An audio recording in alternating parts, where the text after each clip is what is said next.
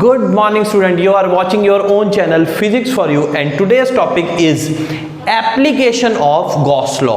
जी हाँ दोस्तों, आप लोग अब तक इस चैनल पे गॉस लॉ समझ चुके हो, उसका प्रूफ समझ चुके हो। एक वीडियो में हमने conversion of Gauss law into Coulomb's law समझा दिया है। तो जिस बच्चों ने अब तक प्रूफ और conversion of Gauss law into Coulomb's law नहीं देखा है, तो इस वीडियो के बाद जरूर प्रूफ और कन्वर्जन जरूर देख लेना। बहुत अच्छे से समझाया है, एक ही बारी में पूरा समझ आ जाएगा। चलिए स्टार्ट करते हैं आज का टॉपिक। आज के टॉपिक का नाम है electric field intensity due to a infinite long wire. एक लंबी तार की वजह से आसपास कितना इलेक्ट्रिक फील्ड प्रोड्यूस होता है। गॉस लॉ ने अलग अलग बॉडीज पे आसपास इलेक्ट्रिक फील्ड इंटेंसिटी निकालना बहुत अच्छे से एक्सप्लेन कर दिए। चलिए स्टार्ट करते हैं। तो हमारे पास एक रॉड है, इनफाइनाइट रॉड है, इनफाइनाइट लेंथ की रॉड है, ऊपर नीचे दोनों तरफ इंफिनिटी है। हमें इसके आसपास इलेक्ट्रिक फील्ड पता करना है। हम ये मानते हैं कि हमारी रॉड पे जो चार्ज है वो यूनिफॉर्मली पूरे पे डिस्ट्रीब्यूट हो गया है और इसको हम बोलते हैं लीनियर चार्ज डिस्ट्रीब्यूशन। आप लोगों ने पहले स्टडी कर रखा है लीनियर चार्ज डिस्ट्रीब्यूशन। क्या होता था linear charge distribution? Lambda, charge acting per unit length. तो यहां से मेरे Q की वैल्यू भी आ जाती है कितनी?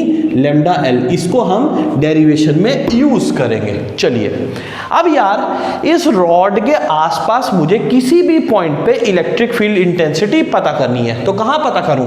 यहां यहां यहां यहां कहीं पे भी मैं पता कर सकता हूं, लेकिन ऐसे नहीं, ना ना ना ना, ऐसे नहीं होगा। क्योंकि गॉस भैया ने एक कंडीशन लगाई थी कि जो हमारी रॉड है या जो भी हमारी बॉडी है वो एक, आपको याद होगा, क्लोज्ड सरफेस के अंदर होनी चाहिए। अगर क्लोज सरफेस नहीं है तो आपको इमेजिनरी क्लोज सरफेस माननी पड़ेगी, जिसको हमने क्या नाम दिया गया था? Gaussian surface. गॉसियन सरफेस पे हर एक जगह पर इलेक्ट्रिक फील्ड इंटेंसिटी बराबर लगती है। तो याद रखना, यूनिफॉर्म रॉड के ऊपर हम गॉसियन सरफेस जो बनाएंगे वो बनाएंगे कैसी? सिलेंड्रिकल। तो आइए इस रॉड पर हम एक सिलेंड्रिकल गॉसियन सरफेस ड्रॉ करते हैं। कैसे बनेगी?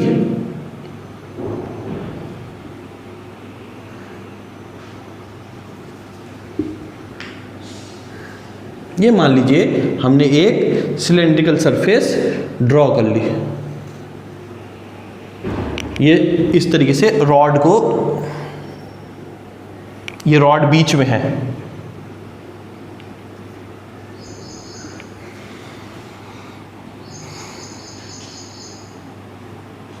चलिए ये रॉड बीच में है तो चारों तरफ एक सिलेंड्रिकल सरफेस हमने ड्रॉ कर ली। अब आप किसी भी एक पॉइंट पे, चलिए हमने मान लीजिए इस पॉइंट पे, जो कितनी दूरी पे है, ये R पॉइंट पे, यहां पर हमने अब एक गॉसेस थ्योरम अप्लाई करनी है इस पे। चलिए आप इस पूरी सिलेंड्रिकल सरफेस का एक छोटा सा पार्ट ले लीजिए, जिसको हमने नाम दिया क्या? DS। क्या नाम दिया हमने इसको? DS surface. अब आप देख सकते हैं मैं इस गॉसेस सरफेस को तीन मेन पार्ट्स में तोड़ सकता हूं, पार्ट 1, पार्ट 2 और पार्ट 3। पार्ट 1, पार्ट 2 और पार्ट 3। मेरी इस रॉड से इधर इधर इधर इधर हर तरफ इलेक्ट्रिक फील्ड प्रोड्यूस हो रहा है। इससे इधर की तरफ कितना इलेक्ट्रिक फील्ड प्रोड्यूस होगा? इस तरीके से E। हर तरफ, इधर इधर सब तरफ। इधर की तरफ अगर मैं देखता हूं तो इधर की तरफ ये हो गया E, और ऐसे इधर की तरफ ये प्रोड्यूस हो गया क्या? E। इधर भी होगा, इधर भी होगा, इधर भी होगा, इधर भी होगा, सब तरफ इलेक्ट्रिक फील्ड कितना प्रोड्यूस हो गया? E। डायरेक्शन ले लेते हैं R कैप, डायरेक्शन ले लेते हैं R कैप, डायरेक्शन ले लेते हैं R कैप। अब सरफेस की भी डायरेक्शन देख लेते हैं। हमेशा डायरेक्शन निकालने के लिए सरफेस से हम क्या कर लेते हैं? परपेंडिकुलर लेते हैं। तो मैं अब जैसे ये सरफेस मानता हूं तो इसका परपेंडिकुलर ये हो गया। अगर ये मेरा फर्स्ट पार्ट है सिलेंडर का, तो इसका परपेंडिकुलर डायरेक्शन किधर होगी? ऊपर की तरफ। ये जो मेरा पार्ट है इसकी जो डायरेक्शन होगी, आप देखिए परपेंडिकुलर कहां होगी? नीचे की तरफ। ये जो पार्ट है इस पे परपेंडिकुलर, मैं अपने मार्कर को नहीं छेड़ रहा हूं, ये देखो ये ऐसे है तो सरफेस पे हाथ रखा ऊपर, सरफेस पे हाथ रखा नीचे, सरफेस पे हाथ रखा इधर। अगर यही पॉइंट मैंने यहां ले लिया होता तो सरफेस पे हाथ रखा डायरेक्शन इधर, अगर यहां लिया होता तो सरफेस पे ये ऐसे, इस तरीके से हम लेंगे। तो यहां डायरेक्शन एन कैप ऊपर की तरफ, यानी एंगल बन गया 90 डिग्री। यहां डायरेक्शन ई की भी इधर की तरफ है, एस की भी इधर की तरफ है, यहां एंगल हो जाएगा 0, और यहां डायरेक्शन नीचे की तरफ है, यहां एंगल हो गया 90 डिग्री। ओके, समझ आ गया। हमने टोटल इसको 3 मेन पार्ट्स में ब्रेक कर दिया, 1, 2 और 3। चलिए स्टार्ट करते हैं। इस डेरिवेशन के अंदर स्टार्टिंग के अंदर एज यूजुअल जब हमें एप्लीकेशन करना है गॉसेस थ्योरम का, तो लगाओ गॉसेस थ्योरम उठाकर। क्या था Gauss theorem? Total electric flux passing through a closed surface, close surface के लिए ये साइन आ गया E dot D S, close surface के लिए किसके इक्वल होगा? 1/ε0 times charge, 1/ε0 times charge. Second step के अंदर मैं इस ई डॉट डी एस को 3 मेन पार्ट्स में तोड़ सकता हूं, फर्स्ट, सेकेंड और थर्ड। तो ये जो मेरा ई डॉट डी एस है, ई डॉट डी एस, इसको मैं 3 मेन पार्ट्स में ब्रेक कर लेता हूं। पार्ट 1 ई डी एस, डॉट भी अगर मैं साथ के साथ हटा, या चलो अगले स्टेप पे करूंगा, E D S first part, E D S second part ये वाला, E D S third part ये वाला, और ये किसके इक्वल था? 1/ε0 time charge, 1/ε0 time charge. Charge की जगह मैं यहां से प्रूफ पुट कर सकता हूं लैम्डा एल, आपको मैं पहले ही बता चुका हूं। चलिए देखते हैं। अब अगर मैं इसको ब्रेक करता हूं, आपको पता है ए डॉट बी किसके इक्वल होता है? ए डॉट बी होता है ए बी कॉस थीटा। तो सर यहां क्या हो जाएगा?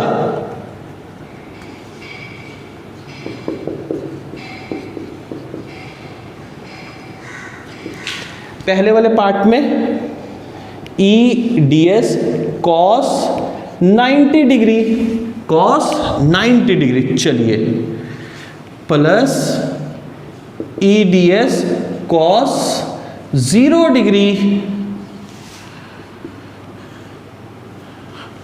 और यहां E D S third part पे कॉस 90 डिग्री, और ये किसके इक्वल हो गया? Lambda L upon epsilon naught. चलिए, सबको पता है cos 90 की वैल्यू 0 होती है, तो अगले स्टेप पे ये वाली वैल्यू 0 आएगी, प्लस cos 0 की वैल्यू 1 होती है, तो ये खत्म हो जाएगा, e बाहर आ जाएगा। Second step ds plus cos 90 की वैल्यू 0 होती है, तो ये भी खत्म हो जाएगा, और ये किसके इक्वल हो जाएगा? Lambda L upon epsilon not. तो अल्टीमेटली ये जो हमारा ई डॉट डी एस है, ये सिर्फ और सिर्फ किसके इक्वल हो गया? ई डी एस, और ये किसके इक्वल है? Lambda L upon epsilon not. फटाफट इसको सारे को ड्रॉ कर लीजिए, फटाफट लिख लीजिए, फिर मैं इसको रब कर रहा हूं। फटाफट करिए, इसको रब करता हूं, पॉज कर रहा हूं, आप पॉज कर दीजिए, इसको आप पॉज कर लीजिए, इसको लिख लीजिए। चलिए स्टार्ट करते हैं आगे। मैं इतना छोड़ देता हूं आपके लिए। चलिए, अब अगर मैं इसको आगे कंटिन्यू करता हूं, तो E D S equals to lambda L upon epsilon naught. छोटी सी सरफेस मेरी डी एस, पूरी सरफेस मेरी एस, छोटी सी सरफेस मेरी ds, पूरी सरफेस मेरी s। इंटीग्रेशन खुलेगा, curved surface area of a cylinder कितना होता है? 2πRh। तो E इंटू 2πRh की जगह आ जाएगा L equals to lambda L upon epsilon naught, lambda L upon epsilon naught. यहां से ये L से L कैंसिल आउट हो गया, E की वैल्यू आ गई कितनी? Lambda upon 2π epsilon naught r। E की वैल्यू आ गई lambda upon 2π epsilon naught r। आप चाहो तो आप इसको ऐसे भी लिख सकते हो, 2 लैम्डा अपॉन 4 पाई एप्सिलॉन नॉट आर, क्योंकि न्यूमेरिकल में 1/4 पाई एप्सिलॉन नॉट की एक फिक्स वैल्यू हो जाएगी, कितनी 9 × 10⁹ और हो सकता है न्यूमेरिकल में आपको लैम्डा की जगह Q/L आ जाए, क्योंकि लैम्डा किसके इक्वल होता है Q/L, तो आप इसको ऐसे भी लिख सकते थे 2Q/L 4 pi epsilon naught are, जैसे मर्जी आप इसको यूज कर सकते हैं। अब अगर आप इसमें देखते हैं लैम्डा फिक्स है, 2 पाई एप्सिलॉन नॉट या 4 पाई एप्सिलॉन नॉट सब फिक्स है, यानी ई जो है इनवर्सली प्रोपोर्शनल है किसके, आर के। जैसे जैसे मेरे आर की वैल्यू बढ़ती जाएगी बढ़ती जाएगी बढ़ती जाएगी, जितनी मैं दूर स्टडी करूंगा वहां पर इलेक्ट्रिक फील्ड इंटेंसिटी कम, आर ज्यादा इलेक्ट्रिक फील्ड इंटेंसिटी कम, तो इसका जो ग्राफ होगा वो कैसा बनेगा, इसका ग्राफ होगा पैराबोलिक ग्राफ। तो इसको आप आराम से अच्छे से स्टडी कर लो, डेरिवेशन के आने की चांसेस पूरी पूरी हैं, या तो लाइन पर डेरिवेशन आ जाता है, या शेल पर आ जाता है, या शीट पे आ जाता है, पैरेलल शीट पे आ जाता है, स्फीयर पे आ सकता है। जरूर कर लेना, चैनल को सब्सक्राइब कर लेना, दोस्तों के साथ शेयर करना और कमेंट तो जरूर करना है।